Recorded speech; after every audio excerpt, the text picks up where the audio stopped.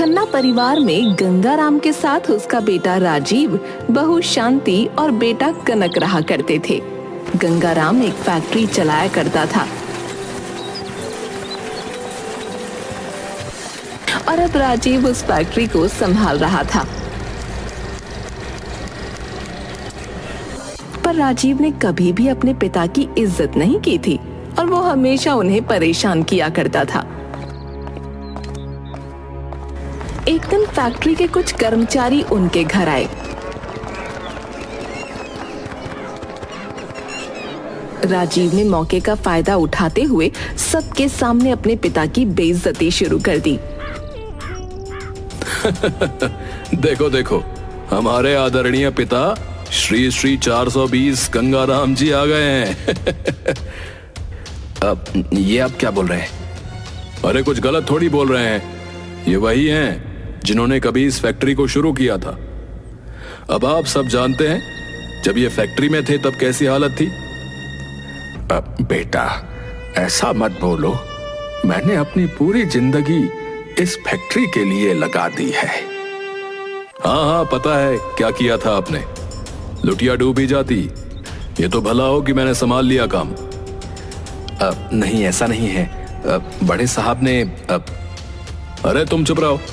ये देखो, इनके चेहरे की झुर्रियां और ये सफेद बाल, जैसे ये शरीर से बुढ़े हुए हैं वैसे ही इनका दिमाग भी बुढ़ा हो गया है। अरे तुम लोग भी हंसो, हंसने की बात है, हंसो हंसो। जी जी, सही कहा। हाँ हाँ, सच बताओ, इनके समय पर तो फैक्ट्री बंद होने की कगार पर थी ना। राजीव, तुम्हें ऐसा नहीं कहना चाहिए। और क्या कहूं पापा, हैं? सबके सामने सच बोलने में क्या बुराई है? आप तो फैक्ट्री में बस नाम के लिए ही आते थे, असल काम तो मैंने किया है। राजीव की बातों से गंगाराम का चेहरा उतर गया। वो अपने बेटे की ऐसी हरकतों से दुखी था, लेकिन राजीव को इस बात की कोई परवाह नहीं थी। ऐसे ही एक दिन गंगाराम अपने घर के आंगन में टहल रहा था।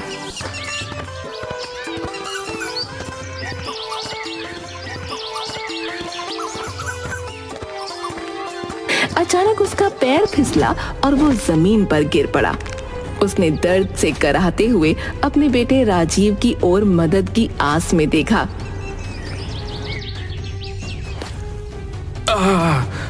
राजीव बेटा, मुझे उठाओ। अरे पापा, आप गिर भी रहे हैं। सच में बुढ़ापा आ गया आपको। देखो शांति, हमारे महान पिताजी गिर पड़े हैं। अरे उन्हें उठाइए। नहीं, कोई जरूरत नहीं, ये खुद ही उठ जाएंगे। अपने दादा को गिरा हुआ देखकर कनक को उन पर तरस आ गया और वो उन्हें उठाने आगे बढ़ा तो राजीव बोला, कनक दूर रहो, दादाजी को खुद ही उठने दो। शायद उन्हें एहसास हो जाए कि अब समय बदल गया है। दादाजी, मैं आपको उठाऊं? कनक, मैंने कहा ना दूर रहो। दादाजी को खुद ही उठने दो और समझने दो कि अब वो कुछ भी नहीं है। गंगाराम का चेहरा दर्द और अपमान से झुक गया था। उसने अपने बेटे की ओर देखा। उस समय उसकी आंखों में आंसू थे, लेकिन राजीव को इसका कोई फर्क नहीं पड़ा। गंगाराम जैसे तैसे उठकर खुद ही अपने कमरे में चले गए। रात में गंगाराम ने राजीव से कहा, राजीव, मेरे पैर में बहुत दर्द हो रहा है, दवाई ला दो। दवाई? फालतू खर्चे मत बढ़ाओ पापा, सुबह तक खुद ही ठीक हो जाओगे। लेकिन बेटा, मुझे सच में बहुत दर्द हो रहा है, दवाई की जरूरत है। पापा, मैंने कहा ना, ये सब बेकार के खर्चे हैं। आप कुछ दिन रुकिए, सब अपने आप ठीक हो जाएगा। वैसे भी बुढ़ापे में ये सब तो चलता ही रहता है। गंगाराम ने विनती की, लेकिन राजीव ने उनकी मदद करने से साफ इनकार कर दिया। गंगाराम के पास अब और कोई चारा नहीं था। वो बस सिकाई करके काम चलाने लगा। लेकिन जब रात में वो टॉयलेट जाने के लिए उठा तो बाथरूम में फिसलकर गिर पड़ा। अरे बचाओ, अरे कोई मुझे बचाओ, अरे कोई मुझे उठाओ आकर। अरे लगता है पिताजी फिर से गिर पड़े हैं, जल्दी चलो। अरे चुपचाप लेटे रहो। अरे आप ये क्या बोल रहे हैं, पिताजी चीख रहे हैं। चीखने दो, थोड़ी देर चीखेंगे फिर चुप हो जाएंगे। मम्मी ये कौन चिल्ला रहा है? कोई नहीं, चुपचाप सो जाओ। शांति ने उठकर जाने की कोशिश की, लेकिन राजीव ने उसे पकड़ लिया। गंगाराम चीखते चीखते बेहोश हो गया। अगली सुबह राजीव ने उसे उठाकर वापस बेड पर लेटाया। उस समय वो अपनी आखिरी सांसें गिन रहा था। राजीव, मेरे पास बहुत कम समय बचा है। तुमने मेरे साथ जो किया उसका फल तुम्हें जरूर मिलेगा। याद रखना, ईश्वर सब देखता है। पापा, अब इन बातों का कोई फायदा नहीं, आप आराम करो। बेटा, अपने कर्मों का फल हमेशा मिलता है। जैसी करनी वैसी भरनी।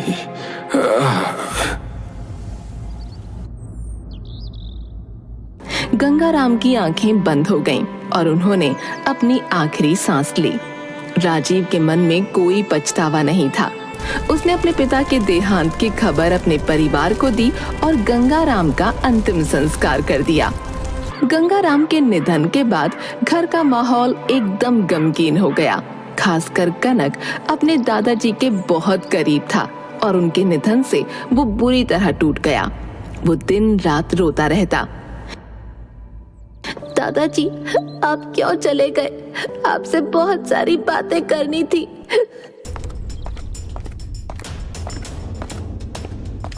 कनक, ये क्या नाटक लगा रखा है? अब तुम्हारे दादाजी नहीं रहे, ये मान लो, और रोना धोना बंद करो।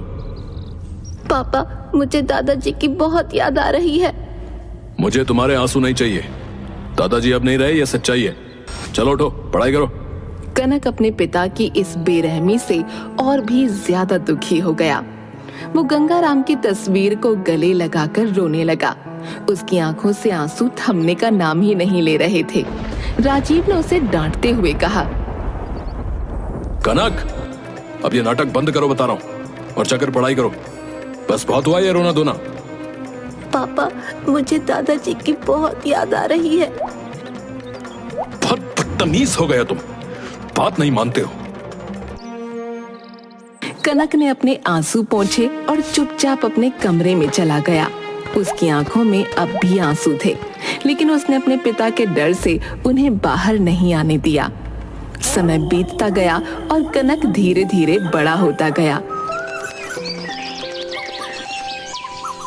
लेकिन गंगाराम की मौत के बाद से ही उसके मन में एक बदलाव आ गया था। वो अपने पिता राजीव की कोई बात नहीं सुनता, और अगर सुनता भी तो मानता नहीं था।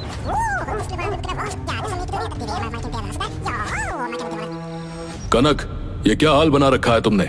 कॉलेज क्यों नहीं जा रहे हो? पापा, मुझे कॉलेज नहीं जाना है, मैं घर पर ही रहूंगा, समझे? ये कोई तरीका नहीं है, तुम्हें पढ़ाई करनी है, समझे?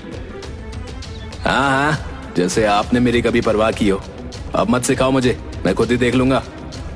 राजीव को कनक के इस रवैये से बहुत गुस्सा आता, लेकिन वो कुछ कर नहीं पाता। कनक दिन ब दिन और भी ज्यादा बदमाश होता गया। वो अपने दोस्तों के साथ बाहर घूमता रहता और पढ़ाई की तरफ बिल्कुल ध्यान नहीं देता था।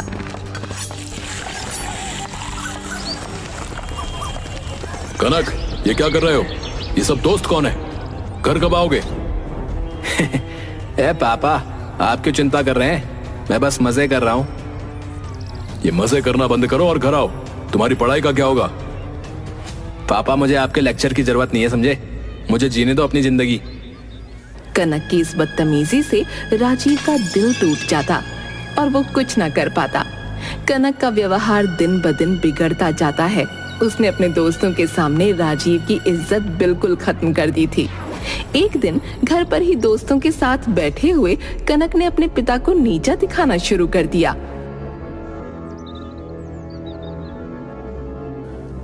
है दोस्तों, देखो ये है मेरे पिताजी, जो सोचते हैं कि ये अब भी बॉस हैं, लेकिन असल में इन्हें कुछ नहीं आता।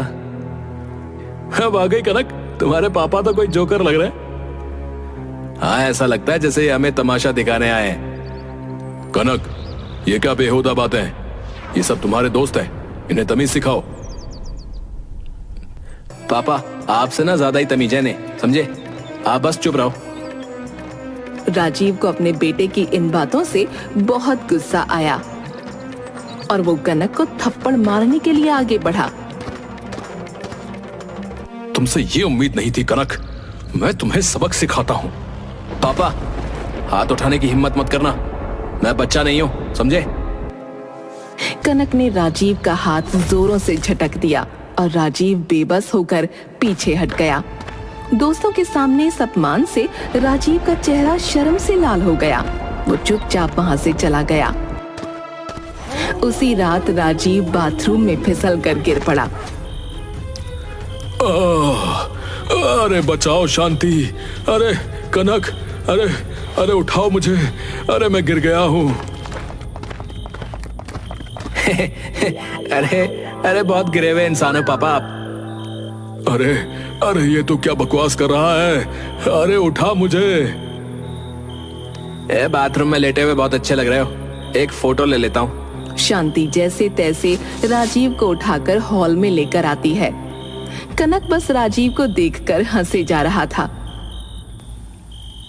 जब तक तेरी माँ मुझे फर्स्ट एड दे रही है तब तक जाकर डॉक्टर को बुला कर ले आ। अरे क्या पापा, फालतू के खर्चे ही करवा रहे हो आप हैं? आराम से बैठो, सब ठीक हो जाएगा। ये तू मुझसे किस जन्म का बदला ले रहा है बेटा? इसी जन्म का पापा, इसी जन्म का। मजबूरन शांति को ही जाकर डॉक्टर को लेकर आना पड़ा। राजीव की एक टांग टूट गई थी। कुछ दिन गुजरे और राजीव बैसाखी लेकर चलने लायक हो गया। इसी दौरान एक दिन कनक बोला, मैं यहाँ बड़ा बोर हो रहा हूँ, कुछ भी नहीं है शहर में। एक काम करता हूँ, विदेश चला जाता हूँ। अब ये तू क्या बोल रहा है कनक? विदेश चला जाएगा तो फैक्ट्री कौन संभालेगा? अब मेरे बाद तुझे ही फैक्ट्री संभालनी है। फैक्ट्री? फैक्ट्री बेचकर ही तो विदेश जाऊंगा मैं पापा। ये फैक्ट्री तेरी नहीं है, मेरे नाम है, मैं उसे कभी नहीं बेचूंगा। ऐसा है पापा, फैक्ट्री तो दादाजी की थी, समझे? वो तो सीधे थे जो आपके नाम करके चले गए, वरना आपके जैसी मेरी औलाद हो ना तो मैं तो उसे गला घोंट कर मार दूं। ये सुनकर राजीव कुछ न बोल पाया।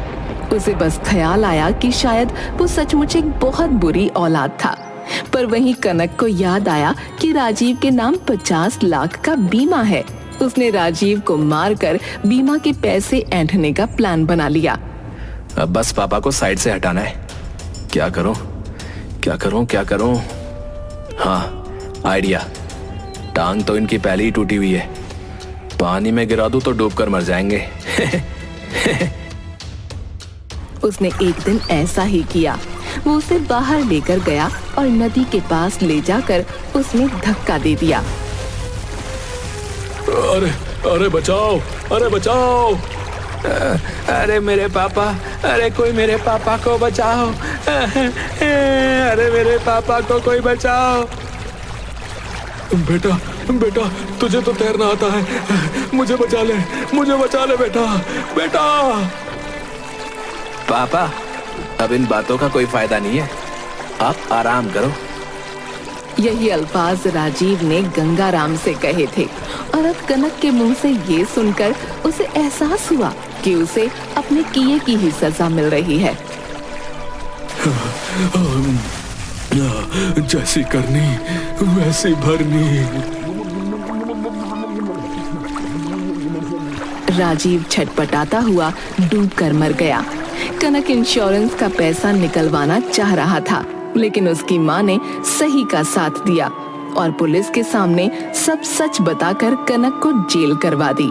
कनक की माँ दुखी थी, लेकिन वो जानती थी कि सब कुछ राजीव का ही बोया हुआ था, जो उसे भोगना पड़ा।